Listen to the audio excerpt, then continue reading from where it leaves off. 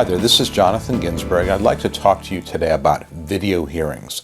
What we're seeing now with the extended delays in getting hearings scheduled is that Social Security is scheduling or planning for more and more video hearings. And what I mean by video hearing is that the judge will be in a different state, will appear by teleconference. There'll be a big TV screen. Sometimes it's a small screen, sometimes it's a big screen, but the judge will appear by video from another state. Typically the vocational witness may also appear by video or even by phone, and you and your attorney will be in the local hearing office testifying. And of course, when you're interacting with a video, it's much different than interacting with a live person. And some people find that really off-putting, that you're talking to a TV screen, the judge can't see you live and in person, can't really kind of pick up on the vibe, as it were, in the courtroom. And some people really don't like that. In fact, I've got some colleagues, some attorney colleagues of mine, who will object to any video hearing and will insist on a live hearing. And in fact, when you get your hearing notice, if it's going to be a video hearing scheduled, you will have the option, if you look at the paperwork, and they send you all these papers, you have the option, if you look at it, there's one place it'll say, if you object to a video hearing, please let us know immediately, and we will schedule you for a live hearing. So you do have the option of objecting to it. Be aware of a couple of things if you object to it. Number one, if you object to a video hearing, it's going to probably add anywhere from 30 to 120 days before you get your hearing scheduled. So it could be a long time. Number two, you don't know who the judge is going to be. You don't know who it's going to be live or video until this hearing is actually set.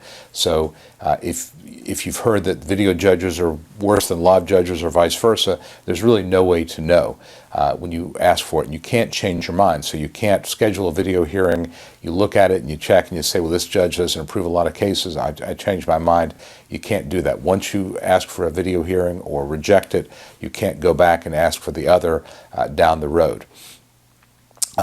Video hearings, again, there is a completely different vibe in the sense that when you walk in, the judge doesn't necessarily see you. So what I tell my clients is if you've got something that is physical in nature, it's a burn, it's something where they need to see you're using some sort of an assistive device like a cane or a white cane for someone who has lost vision, whatever that may be, even braces on your wrist, the judge is not going to be able to see it directly. You may need to point it out because, again, what they do with these video hearings is they have kind of a wide-angle lens, and the judge is seeing he's seeing the attorney, he or she is seeing anybody else in the courtroom, and it's usually a fairly wide angle, and the judge doesn't really pick up on as much there. So that's the other issue that, if you do have something that the judge needs to see, you need to be able to point that out. And again, sometimes it may make sense for the judge to actually see it.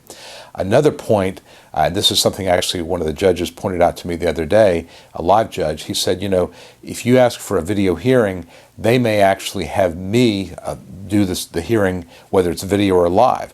So I've literally had cases where a video hearing is scheduled in let's say a hearing office 30 or 40 miles away, and the judge is in Atlanta. I'm in Atlanta. The judge is in the Atlanta hearing office doing the hearing by video, even though the person is only 20 or 30 miles away and could have easily come in. So there's no guarantee you're going to get a judge out of the same hearing office if you request a video hearing. So there's not any huge advantage in terms of picking a judge either way. This is something you should talk with your attorney because, again, some attorneys have very, very strong feelings. My personal feeling is that the value of getting a quick hearing outweighs the negatives of a video hearing in front of a judge in a remote location. I do think there's a little different preparation for the attorney. Again, if your attorney's prepared, that makes a difference. Of course, the attorney's not going to know the video judges as well, at least until he or she has been in front of those judges for a while. But again, I think if you're prepared and you know what you're doing, you can sort of take control of the hearing from the attorney's perspective. It doesn't make much of a difference to me. So I typically don't have an objection to them, but this is something that every attorney is going to have his or her own opinion about. And that's something definitely to talk to when you do your pre-hearing with your attorney or when you request the hearing with your attorney. So I hope this has been helpful. If you did find it helpful, please give it a thumbs up on YouTube and subscribe to my YouTube channel. And please also like it on Facebook and like our Facebook page. I appreciate it very much, and I will talk to you next time. Thanks a lot.